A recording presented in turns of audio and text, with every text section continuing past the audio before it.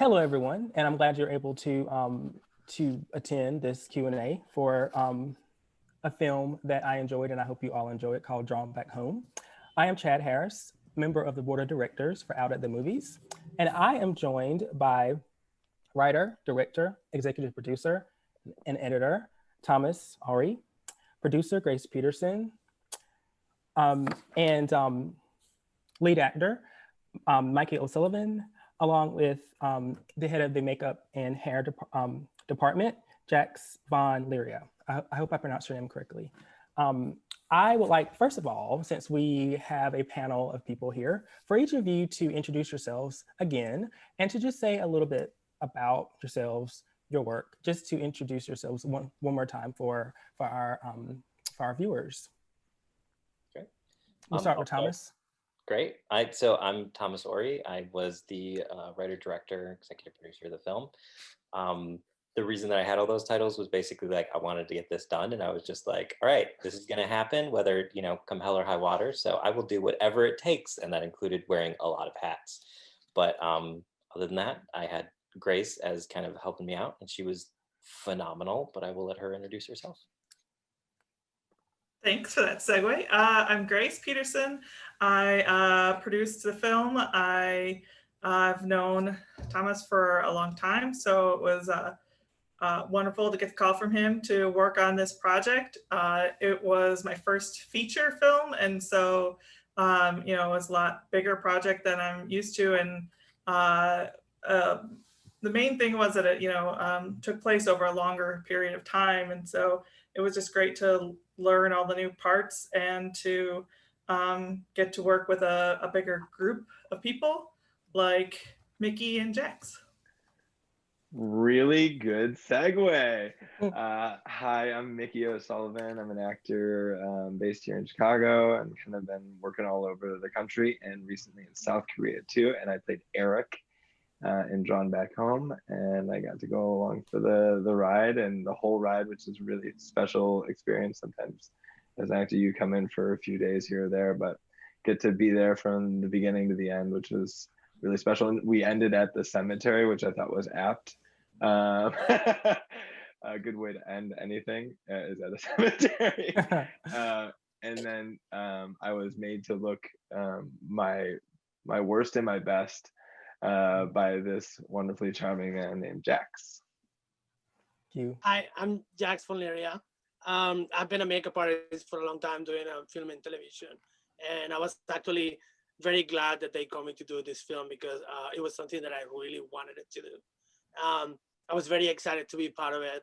And I was very excited during the whole production. It was an experience and it was great. I actually asked to be the makeup artist. I remember talking to the director, like, you have to hire me. I want to do this project. So I'm actually very happy how everything turned out and to meet the people that we met. Thank you all. First, Jax, I would like to follow up with what you just said. What about this project made you really want to do this and actually ask to be involved? Well, as a gay man, when I had the opportunity to read the script, I saw a lot of things that I felt identified with my childhood and, with not being able to be who you want to be. And it really touched very close to home. So I thought that I had a love to give to the movie. So, everybody, we could absolutely feel identified too, like I did. I think it was very important for me because it really touched a lot of things that I've been through my life. And I wanted other people to feel the level of positivity that we were trying to project in the movie. Yes, thank you for that. I definitely think that if you ask me, that is definitely what happened with the movie, projecting positivity and projecting a realness. We hear that word all the time, very real, but I think that this film actually accomplishes that in a way that we don't typically see. So I want to commend everyone from the outset for accomplishing that with this film. Okay, I would like to kind of go back a little bit. This is usually my first question. And it is, how are you all doing with the pandemic? and the strife that has been more magnified because of the pandemic. It's nothing new. I just wanted to do it to acknowledge that, because we're all dealing with this same thing, but everyone is experiencing it differently in different circumstances. So if each of you could, briefly just talk about that, because I couldn't just like continue with this without acknowledging that is still something that is at the forefront of our minds. I'll start. Thomas? Yes. It's yeah, it's funny because like I had made the decision in 2019, pretty much end of 2018, to make this film, and I was like, you know what, this is something that I wanted to do. It's a life kind of goal of mine. And then we were very lucky to finish filming in the end of 2019, and then went to edit through 2020, and obviously just everything in the world got turned upside down. I've seen both kind of good and bad. My parents actually live in the small town, or in a small town that basically kind of led to the idea of this. And they luckily, like originally, I really admired the town because everybody really cared about each other, and that kind of what led to putting this all together. And seeing even in that small town, there's like fractures that are happening where people are kind of at each other's throats, and it's like, can't we all just literally try and get through this together? But I mean, it's been very interesting. It's obviously an unprecedented time. I, more than anything, just really wish that we could try and find some common humanity through all of this, and I'm still trying to be hopeful that we can do that, but that's kind of where I'm coming from. So thank you for sharing that. Hi, we live in Chicago. Most of us, some of us live in Chicago. I live in Chicago, and it's been really interesting to see, first with the pandemic, and I think, that a lot of big urban centers were hit with pandemic stuff first, and then also definitely with reactions to the different racial and social justice issues that have been coming to light, and seeing looting, seeing peaceful protests, seeing that whole gamut of different kinds of protesting, and recognizing that, in my opinion, they're all valid, and that, the more extreme people feel, the more extreme reaction they're going to have. And, as a white person who grew up in a small town, changing my worldview and accepting that, other people have different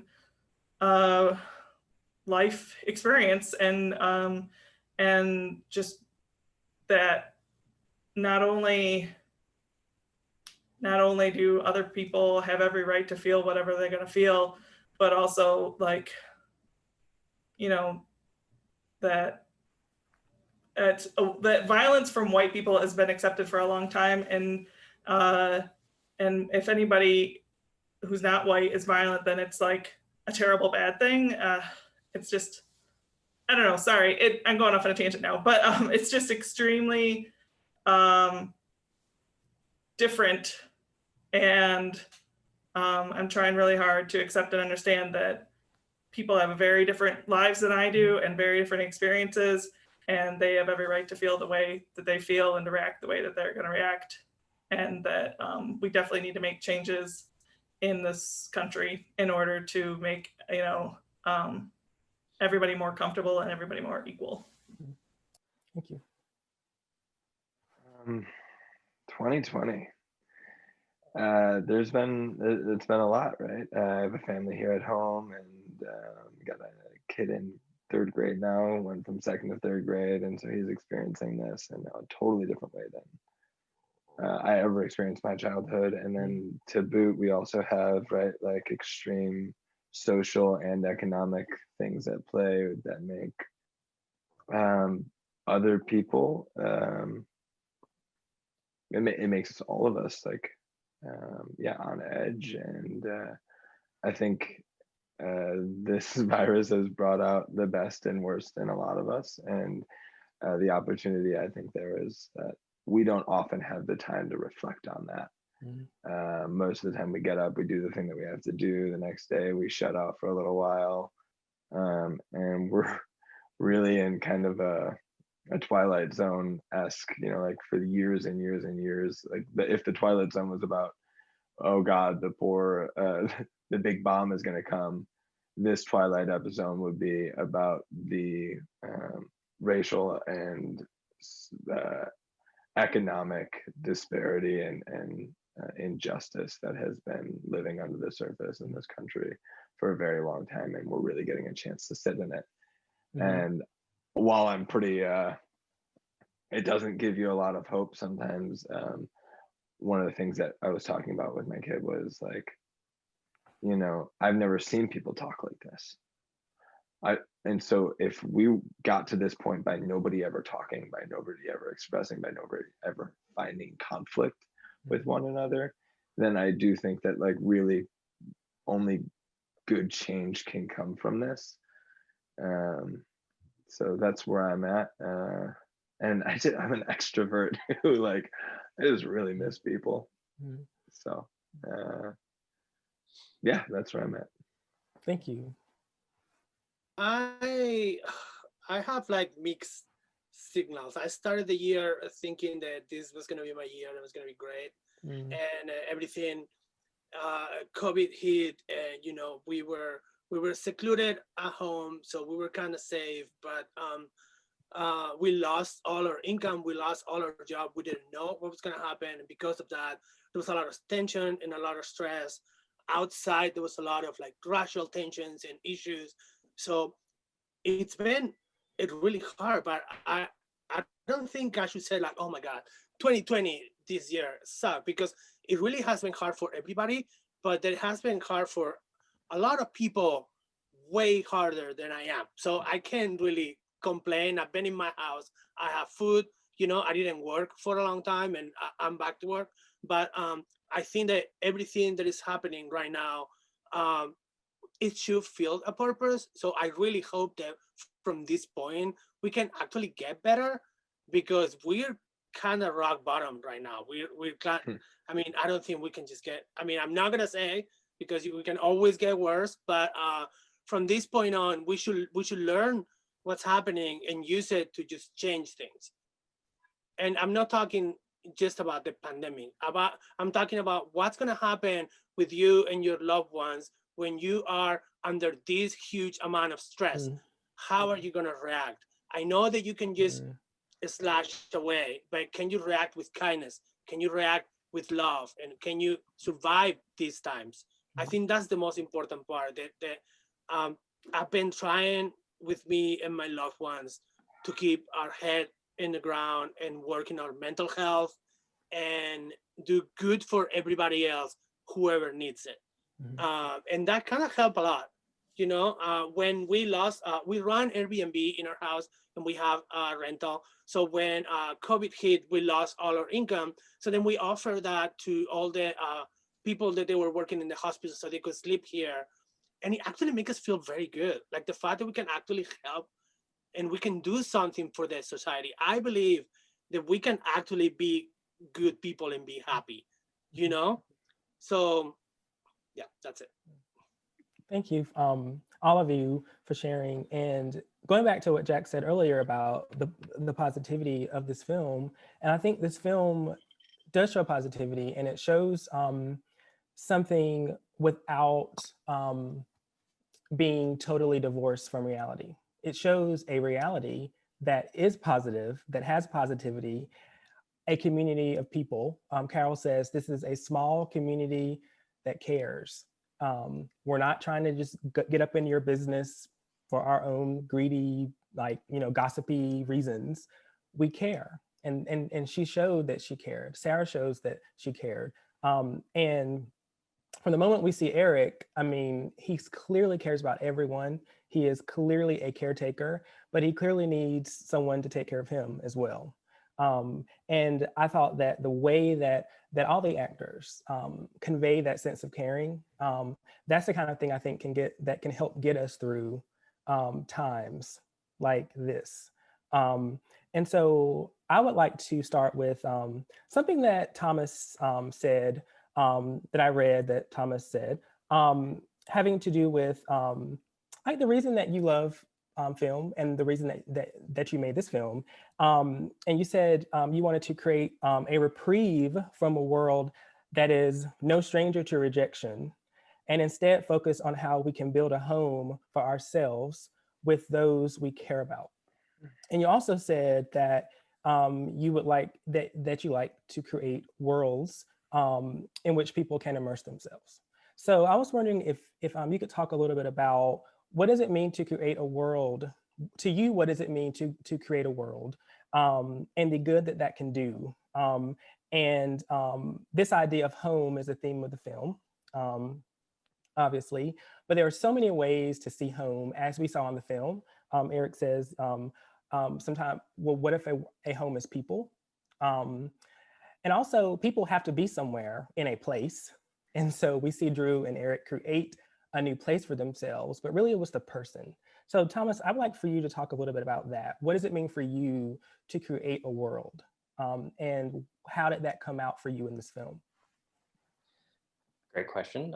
So something that I found, and especially now kind of in COVID times, is there are times where you can be trying to do your absolute best day to day, trying to get through stuff, but sometimes you just need a moment to recharge and escape, just having a moment to focus on what's important or what you want to be important in your life. And so for me, kind of, I have found that certain films or certain books have kind of done that for me, where I will be just really in need of a recharge and a reset to appreciate either what's around me or what's going on, or kind of to get into mindset of like, things might not be going great, but like, let's kind of see how people reacted in this, and then maybe I can try and use that in my own world and try and kind of steer the ship to like a better place. And so for me, trying to build a world, I wanted to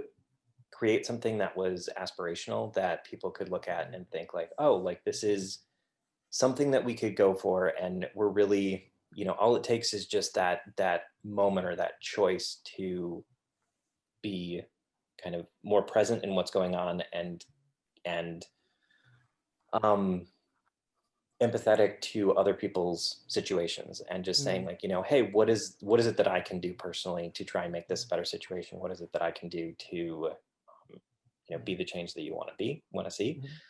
And so yeah, it's just this is like a movie and kind of just a theme that I've been like has been percolating for a very long time. And I was like, I've seen a number of gay films, and I just absolutely love gay cinema, and it's kind of to the point where friends are kind of like, wait, I haven't heard of that film, and I'm like, oh, there's like 6 of them that are like it, and I just kind of just riff off. But so in all the cinema that I had seen in seeing gay films, it has been in the past, I'm seeing that it's starting to kind of change now, but there has been in the past not really like a happy ending, or not really kind of like this idea of like what we could be, rather than like, here's this horrible thing that's happening. And we definitely need all types of cinema and all stories to be told, because like we need to get that out there. But I for me wanted to create and show a world of like what we could be, that I was hopeful of.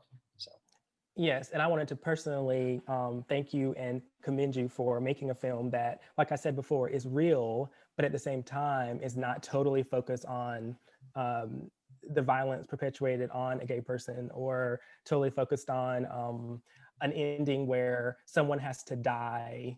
And as you said, those stories should be told. But it reminds me of something Grace said earlier. When you see a group of people who are constantly brutalized over and over and over and over, and that's all you see, you tend to become desensitized to it. And so, I think that's also true for films. And of course, that needs to be addressed. The violence needs to be addressed, but I think that we need films like yours and I will tell everyone that I know that I think that's the case. So speaking of worlds, I think that other people in film, actors, producers, makeup and hair stylists, I think they're all contributing to this world because if it weren't for all of the collaborative effort, it wouldn't happen. So I'd like to hear from Mickey about what the world means for you with this character and for your work in general. Sure. Well, typically I play an asshole, a really big jerk. And this was the summer of, when we filmed this was the summer of Love Stories that I got to be a part of. And that was really special. It's kind of wonderful to be a part of a love story, whether you're living that out in real life or you're imagining it. And, you know, it's also a story about where you come from. And, you know, if there's anything, I think when I first read it, I was like, I totally identify with Drew, probably more than I identify with Eric. Leaving home because I didn't really feel like I belonged there. I felt like my family situation that wasn't that great, so I was better off to leave, right? And I never had the legacy friends, you know, like I was talking with my brother about this, like other than him, I don't really recall my childhood because we don't talk about it very much. And so this was an opportunity to really dive into what it would have been like to have some of those things and to come to the conclusion that it's not where you go, right? It is very much who is there with you that allows us, right? It's the expectation, reality meets your expectation, right? And so that's happiness. And I think that's what he finds at the end is that, like, yes, he's in a new city with really a new person, right? Because both Eric and Drew change quite a bit in this. And they bring out the best in each other by challenging each other. So yeah, it was wonderful. And we really we ran and ganned. What's the term? So like we really did get to live in it just long enough for it to feel real and connected, and no more almost like real life. You know, you don't get too many redos in life, and so it felt like we really went on that journey. And then being in that small town that we shot at really helped bring things to life. Like I came from a much bigger area, and so like getting to know those people a little bit in our time there was really nice. Yes, that was beautiful. And you made me think about something. We were just talking about creating worlds. We're talking about creating worlds, but as an actor, you were in the world I was in that the world, is yeah. being created. So it's not just about, I mean, it is about the viewers, but you're in that world. And so we get to see what you are doing when you're thinking about being in that world. I'm sure there are actors who don't see it that way. They just see it as like work. They just see it as like, I'm here, I'm acting. Maybe they don't see it as necessarily as them being in a world. They just see it maybe as I'm here doing my job. But I'm fascinated by what you were saying about living in it, being there long enough, you said, to like live in that world. And so I thought that was fascinating. Yeah, I think there are two parts of my acting career that I think I can relate with, right? There's one that it's a job and you show up, and then there's one where it's, why do I have this job? What is the purpose of me having this job? Why did I get this at this point in my life at this point? And I think that there's a lot to be gained from the latter of asking, like, why is this important right now to you? What do you have to look at yourself in your life, and where can you enrich things by digging deeper into another story, somebody else's experiences? But yeah, and then right, there's the jazz quote, like, play what's not there. And when you show up on set, right, and when you're shooting on location, that's what's not there on the page. And so that's part of living in that world, is you really do get to look around for the first time and be in it. You're not on a stage. You don't have to imagine what's out past that stage line. You're there, and so long as you're open enough to be there, which is the tough part. But and you got a good team with you, and so like, yeah, it was pretty fun to live in that world for a bit. especially a love story. Like you don't get them very often, especially a happy ending love story. Usually it's like Romeo and Juliet, really intense, and then everybody dies. Yes, yes. And yeah, that's a trope that is just overdone. Thank you for A little that. Thank A you. little bit.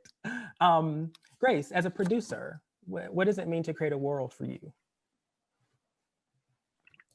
I think I was just thinking about it, and I feel like one of the most exciting parts that I got to do in the world building as a producer was that I did a lot of the location scouting and discovering our small town. And Thomas and I talked a lot about it, and we Googled lots of things to try and figure out what could be possible. We talked about maybe going to actual northern Michigan and the actual town that inspired the story, but then decided that maybe all these actors and crew members wouldn't want to go to northern Michigan for 10 days. Yeah, so we studied around Chicago, and basically what we had to do was find an actual small town that wasn't just a suburb. There's plenty of towns with a population of 10,000 near Chicago, but they're all actually suburbs. And I'm gonna try and be nice and say no offense suburbs, but that's not what we're looking for. So we went to, I think maybe Thomas went to Richmond first and drove through, and then we went together, and it was great. The town of Richmond, Illinois, the president, I think, of the village and the village clerk were awesome. The actual town was very, very welcoming. And they gave us space to use for free that we used the hell out of. And they talked to business owners, and they talked to homeowners, and the Dre Brands who we used their home for the inn. They were awesome, and just finding all those locations and using the magic of cinema to make it a house, or make it a inn, or make it a backyard of a different house, and all those different things. That was really my favorite part of building. And then actually also a little shout out to Pressure Billiards. We used their bar for our bar, which was some really major scenes, and they were really cool in making. That's actually a huge bar because it has a huge billiards room, and we got to pretend to make it a little bar.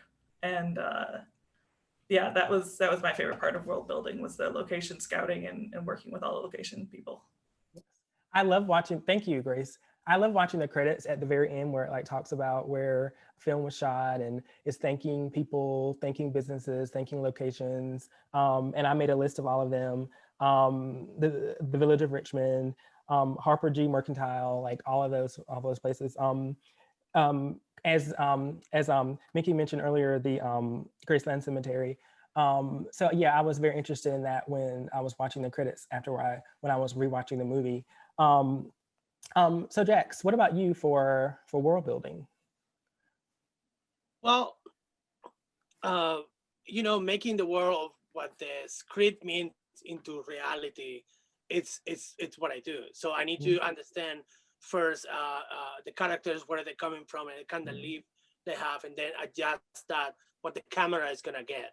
So we're talking about people that they were going to two different targets. We're talking about the gay men, businessmen, successful, more city-wise, more polished, more, and then we're talking about the person who has been in the closet for a long time, has had like a different life, and all that you need to reflect it in what you're showing on camera.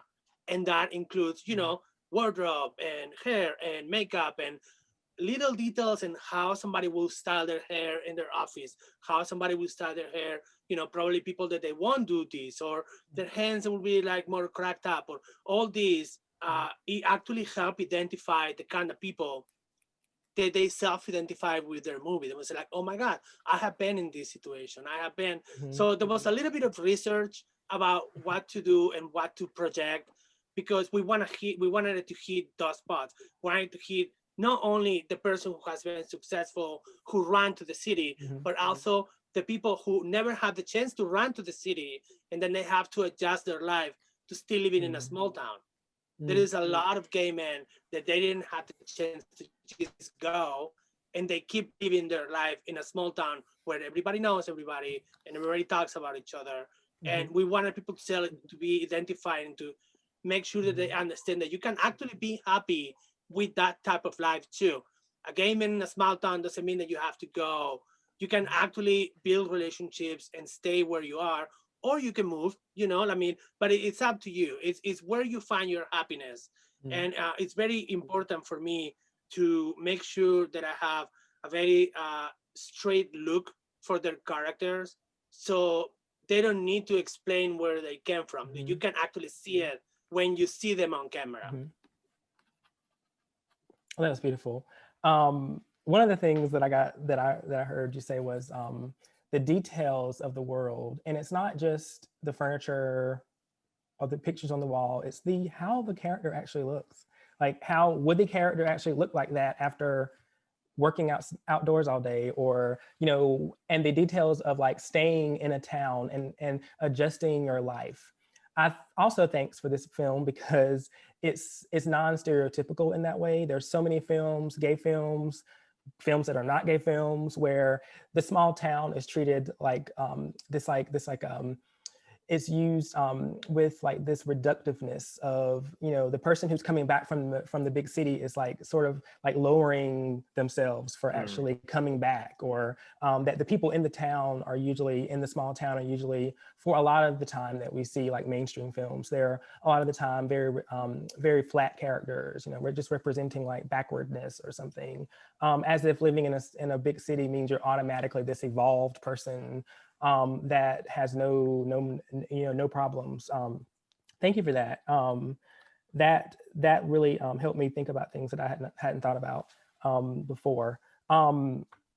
So, Thomas, would you give us a little bit of like a very brief like summary or synopsis of this film? We've been talking about home. We've been talking about coming back home. We've been talking about Mickey mentioned legacy friends, people who you can just catch up with in like 5 seconds, talking about stories from elementary school, high school. I only have like one legacy friend, so I identify with that too, with like not having that and seeing people who have that. So could you just like a little bit, because I think that's gonna like kind of go into the next question that I have about more about home, but not the same thing we've been talking about. Okay. So yeah, the elevator pitch, and like I'm still working on this. You have it done by now, but no. So I would say that it's two friends that are reunited after 10 years apart. There's an estrangement, and it's them trying to figure out kind of how their lives are going to move forward from this kind of point where they come together and trying to figure out where they really belong, because one person's trying to figure out kind of, they've moved and they're trying to figure out, okay, I don't feel super connected here, but I don't feel super connected at home. And the other person is like, they didn't move, they do have a life there, but they also are kind of just looking for something and they don't know what that is. And so when the two of them come together, they're able to kind of have a catharsis and figure out where to go from there. So yes. Yes, thank you. That was great. I think that I made a list of like what home means in the film, and obviously it's not just one thing. I kind of mentioned it earlier, but like Eric tells Drew, what if home is a person? Of course, home has to be a place. You have to like go home somewhere. Also, I think it was Carol who said home. Sometimes it's letting a place be your home, and being open to letting it be your home while you're trying to like, instead of resisting it. And she tells Drew that. And I wrote, leaving, missing, Drew and Eric missed each other. Leaving, missing, coming back, staying, leaving and coming back, leaving and finding a new home, which you just addressed. And then also this idea of chasing dreams. I think a lot of the times people are characterized as, they left home to chase their dreams, when in reality, they were probably looking for something else, not just their dreams. And I think Drew was obviously, well, there's a plot point about him leaving. I don't want to give that away for someone who hasn't seen the film, but I do think that he was definitely looking for something more than his dreams. And then somehow that brought him back home. And so I was just wondering if any of you could talk about that sense of home meaning different things, and how the film conveys more than simply one thing. Like, once again, this film is real, it's positive, and it also conveys these ideas, but not in a monolithic way. And I think that is one of the many strengths of this film, because, it's not just telling us what to do. It's not, pointing a finger and saying, this is what you need to do. It's presenting it with these genuine characters in these genuine situations. And all of this, and I think all of the supporting characters they're also very round, very complex characters. They're not just there as props. They're there to really have their own inner selves and their own sense of caring for everyone else. So could anyone, Mickey, could you talk about this idea of how this film is complex? It's not talking about home in one way. So, right, yeah, there's not just a double meaning there, right? There's a plot point, of course, about Drew drawing Drew, and there's this town where somebody has run away from, but then there's also coming to terms with who you are, and if home is where the heart is, then it is coming back to yourself. And I think we often recognize children as being these innocent and pure things, and what is more innocent and pure than the idea of home? And so if we have these connections, right, with people as kids, and I remember being underneath my stairs as a kid and writing like, Mickey and Andy, best friends forever, carving it into the woods. And we really did. You weren't thinking about like, well, when we're 18, college is going to happen, and maybe it won't, and we're going to, like, you don't think about any of those things. And right, we do take these things for granted. We take our connections with people for granted, and sometimes we lose ourselves in that. We lose that part of us that feels right. And I think that for me, this film talks a lot about coming to terms and being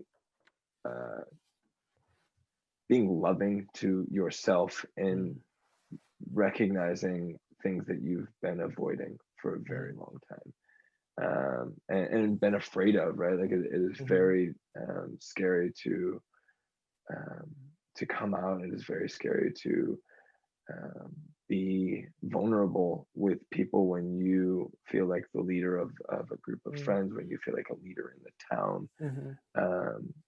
And I think that this movie really highlights what happens when you can't anymore, when like nothing is right until this thing is right, and like you can't let go of that person, because for the first time in so long, things just feel right, and I don't think we cherish that feeling enough.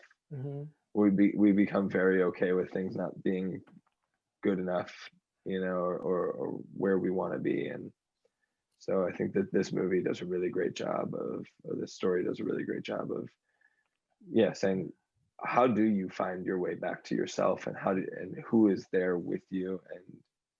And Oh yes, home, coming back to yourself. It reminds me of when Carol is like, when Eric was like hiding in her shop, and you're like, that look on your face was outstanding. Like, you were like trying to talk to her, but also making sure that Drew wasn't like seeing you, or like that you weren't giving yourself away. Yes, paranoia. Yes. And she was like, just stop it. Whatever you're doing, stop it right now. it's like that, you know, do you want to get back to yourself or not? And this is the time to make that decision. And I just thought the writing and the acting there were superb. And as I said earlier, the writing is real without being like, you know, this like on the nose type thing where, you know, it's like you're being instructed about what to do, like paint by numbers, do this and do this. Thomas, could you say a little bit about the writing of this? And like just the characters and the way that you were able to convey, if you can put it into words, the authenticity of this small community that cares, because that's not easy to do, I don't think. Yeah, it's funny. I've had a couple of friends watch this basically to get their opinion on everything, and something that I've heard from a number of them is like, this is a story you've been talking about, like that you wanted to make for a very long time. And I was like, well, I mean, I wanted to make a film, but I don't know if that was this. And they were like, no, like you've been talking about this for like 10, 20 years. And I'm just like, okay. So it's definitely, these people have been kind of in my head for a while. I definitely got a lot of inspiration from my parents. Basically had moved up to like northern Michigan town. I was raised in like a suburb of southeastern Michigan. And the town has just been phenomenal with like accepting them and kind of just being part of their lives. And I was a little nervous when I would go up and visit because I'm out to my parents. I was like, you know, look, we're gonna have a relationship. It's gonna be great, but you know, you got to know that I'm gay. And I was a little nervous about going up and kind of meeting their friends and being like, okay, so is this gonna put, you know, a wrench in your friendships? Like, what's gonna happen? And people were just incredibly welcoming and kind, and it just kind of, for me, it was interesting that I initially had that moment of like, is this going to go bad? Because it's kind of sad that that even has to be a thing, you know. But it was just nice to know that there was this place where people were like, hey, we love your parents, and that means that we, you know, are going to be here for you if you need anything. And so I just drew inspiration from that. But at the same time, yeah, I got a couple of kind of key tips from friends and people that I were talking to about how I was building characters.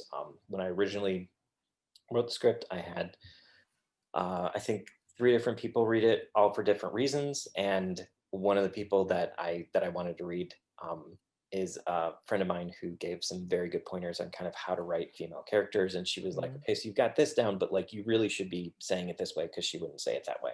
And I just really valued that and appreciated kind of being able to bounce ideas off of people and to get that feedback of saying like, okay, like I want to write this right. Let's, you know, what is it that I need to do to try and convey this? So basically inspiration. It's been banging around in my head for a while, and then just having people kind of to talk about it with was great. Yes, thank you for that. I think that I want again to say that I think that this is a great film. I think that it's it captures something, and I think that it captures something that is often missing, that we need to see.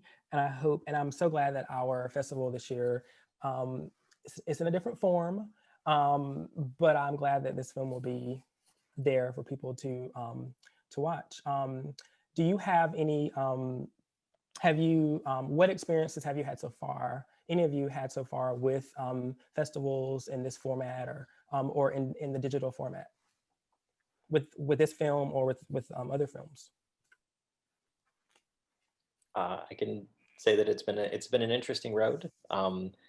Again, thinking in 2019 that I was, you know, like, this is a big life choice. I'm going to do this. It's going to be great. And then to send out all of those kind of submissions, and then all of a sudden to see just, you know, cancellation after cancellation after cancellation. It was like, okay, so what, you know, what do we do from here? I'm thrilled that festivals have kind of come together and developed a virtual way for people to experience it. I've seen like a couple of festivals in the past that I've really loved, and so I'm glad that they're still there, because like if that, it's just one thing to kind of make me feel like we're trying our best, you know. So that's been my experience. But if anybody else wants to weigh in. It's been it's been interesting. I'm not a producer. I don't have any films that I'm like currently shepherding around or anything, and other than being a part of them. But I find that like a lot of the projects that I've worked on in the past few years are all coming out right now, and I think part of that is because there's a need to at least get back some of the expenses, you know, and to start making this work, because you know, like it's been a tough 8 months for artists. And so I've been a part of one film festival that I watched at home. It was a horror film festival, which was really exciting and fun, a good way to escape things. And that was a blast. They had an online community as well. They had like a message board that you can be a part of. They had live Q&A talk backs and stuff with all of the artists in the block and stuff. And it is really, I've seen some theater and some like stand-up comedy shows that have brought things to the internet. There's a thing called Picture This Comedy, which takes a stand-up comedian and then pairs it with like a cartoonist essentially, and the stand-up tells a joke while the cartoonist draws out the joke. And like, I think as artists, this is a challenging time, and in every challenging time that we've seen in the past, we've seen artists kind of flourish and break out in new ways. And so there's my hope for this, is that like even finding this online shows that like we're gonna be okay. It's gonna be tough, and I'm really excited to see what happens after this. Yes, thank you for that. That goes back to that that positivity, but also real positivity. Okay, I want to give everyone an opportunity to talk about something, if anything, if you would like to, something that you're currently working on, or something that may be coming in the future. I'm in the middle of a movie, so I started like last week, and I'm gonna be filming for the entire month of October, and that's all I can say. But yeah, I'm working this whole month, and I'm doing another production, and you know, a lot of hours, and it's not a love story, but I don't know. I have an NDA. I can't say anything. Yeah. But I am in the movie. Well, we'll be stalking your IMDb page, and like as soon as something pops up, we'll say that's the movie he's working on. That's the movie that he can talk about. Thank you. I've got a movie coming out on the 6th. It'll be in stores at the Walmart and online at just about every platform that you can get, except for Netflix, of course. But it's called Hunter's Creed, which we shot like 3 years ago, and just recently Dog the Bounty Hunter got added to the movie, and then the thing got sold, which tells, I think, a little bit about like the different ways, creative ways that filmmakers get movies distributed. And so that'll come out on the 6th. And then I've got a movie coming out on the 30th called The Misadventures of Mistress Maneater, which is a fun romantic comedy with kind of jagged edges, I think is the pitch. And oh gosh, there's a few short films that are currently going through festivals right now. There's one called Everything's Fine, by Lisa Cisneros and directed by Danny Rose, which is about postpartum OCD. Sorry, that's my dog. Which is about postpartum OCD, which I had never heard about, and I thought it was a really interesting way to present the sometimes very scary aspects of being a mother or a parent. And sometimes why we don't talk about the things that scare the crap out of us with other people, and how stigma is built and stuff.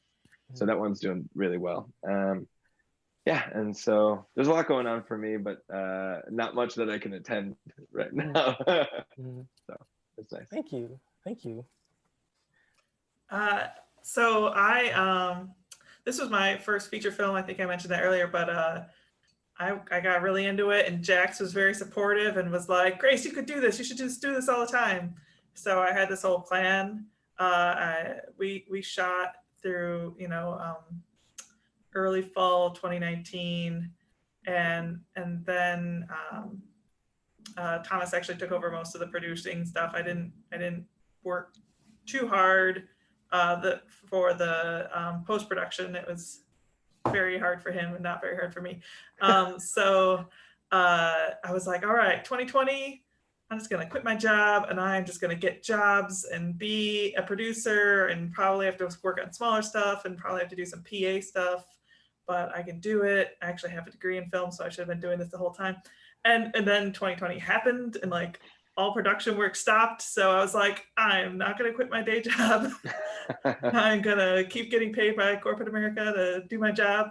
I'm sorry, not technically corporate America. It's not a public traded company, but anyways, yeah. So I have a job in advertising, and I'm doing that, and advertising keeps going. It's paying my bills, and hopefully I can start working on some more films soon. Thank you. My focus has been on this film.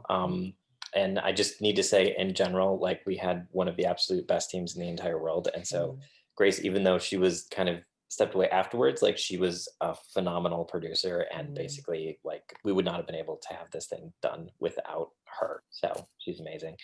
But phenomenal cast, crew, everybody just kind of came together, and just it was one of the best experiences of my life to be able to work with everyone. So I consider myself incredibly lucky to have, been there and trying to push this through. So I'd like to like piggyback on that, though. That's the other world that you created as well, right? You